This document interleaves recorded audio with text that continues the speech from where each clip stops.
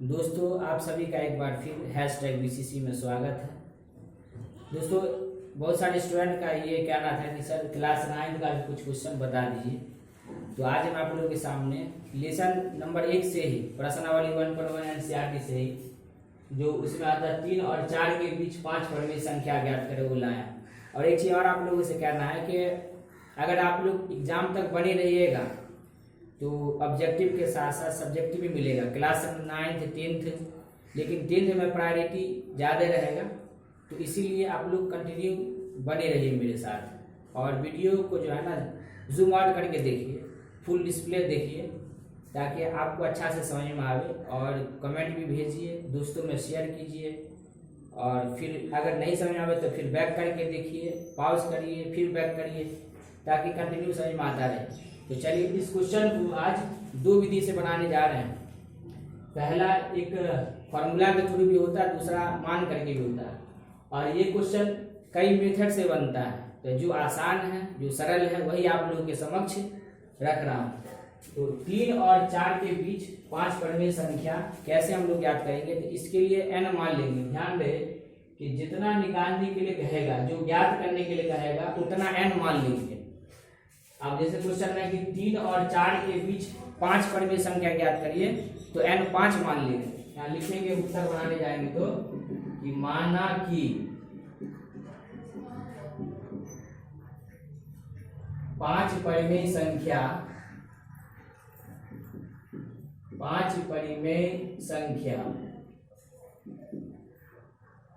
n है और n बराबर 5। 5 कहाँ निकालने के लिए, इसलिए n बराबर 5 मान लिए। अब इसमें होता है अभिष्ट संख्या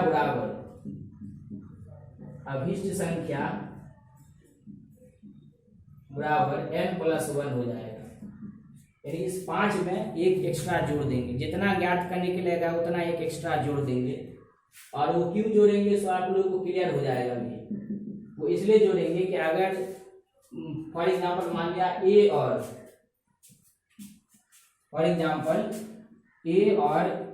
बी के बीच अगर कोई 3 व्यक्ति बैठा हुआ ई, एफ और जी, तो इसमें टोटल है कितना 5, 1 2 3 4 5। और कहेगा कोई कि ए और बी के बीच कितना स्टूडेंट बैठा हुआ, तो हम लोग 3 ही का काउंट करेंगे, 1 2 3। इस 3 का ही काउंट आएगा, ए और बी तो बिल्कुल किनारा हो जाएगा। तो इसीलिए अभिष्ट संख्या 1 जोड़ दिया जाता है। अब आते हैं क्वेश्चन की तरफ।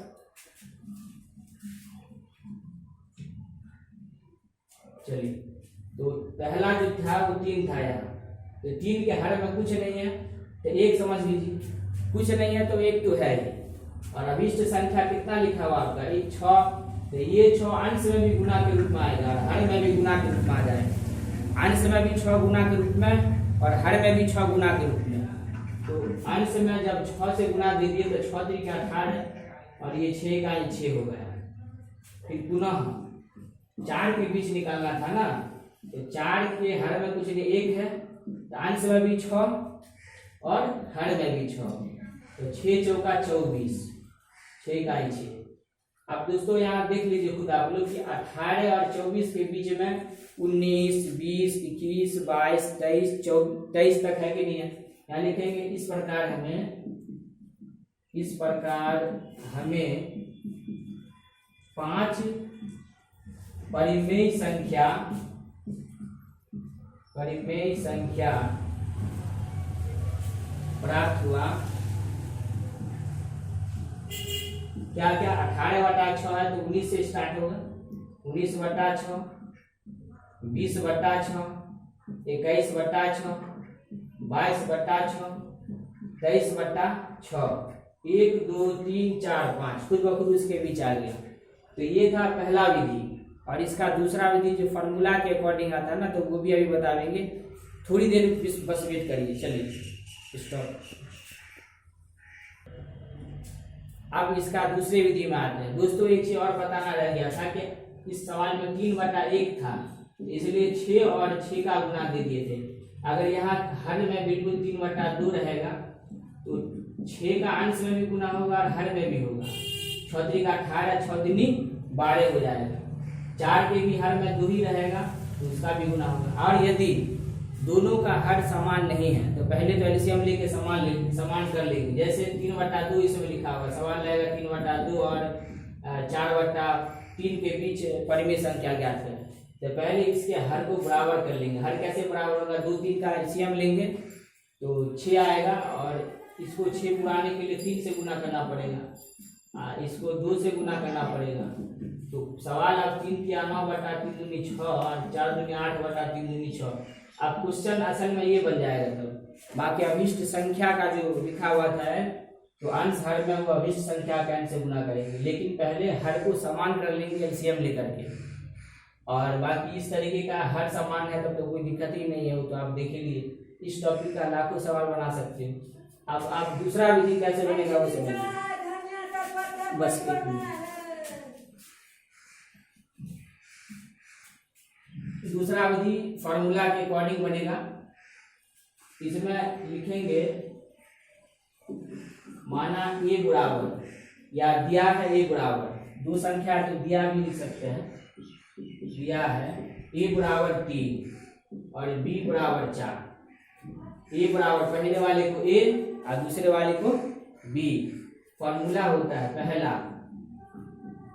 पहला परिमेय बराबर, पहला परिमेय संख्या बराबर हो जाएगा फॉर्मूला के अकॉर्डिंग 1/2 छोटी कोष्ठ a plus b, 1/2 under bracket a plus b। तो 1/2 और 3 यहाँ लिख देंगे और b है 4 तो 4 लिख देंगे। तो 1/2 4 3 7 गुना के रूप में आ जाएगा तो 7/2। तो ये पहला परिमेय निकलेगा। और दूसरा परिमेय जो निकालेंगे तो यहाँ लिखेंगे दूसरा परिमेय के लिए, दूसरा परिमेय के लिए जो हो जाएगा वो हर बार जो आंसर आता रहेगा वो a बनता रहेगा और b अपनी जगह पे वैसा ही अस्थायी रूप में बना रहेगा। तो इस बार अब ये a बन गया। दूसरा परिमेय के लिए a बराबर 7/2 मान करके और b जो दूसरा दिया हुआ है 4, उसको 4 रहने देंगे। सुगम गणित में दोस्तों ऐसा ही बना हुआ, आप लोग वहाँ चेक कर सकते हो।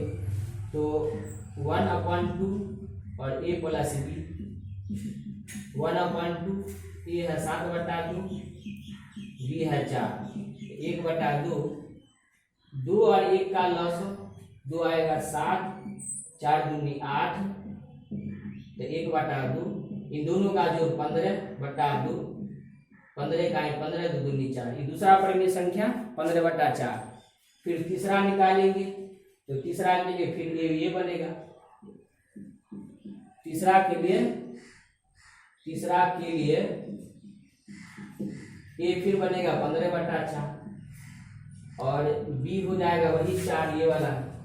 फिर फार्मूला लगा देंगे 1/2 और a प्लस b और सेम प्रोसेस वही रहेगा जो इस वाले में था, इस वाले में था वही था।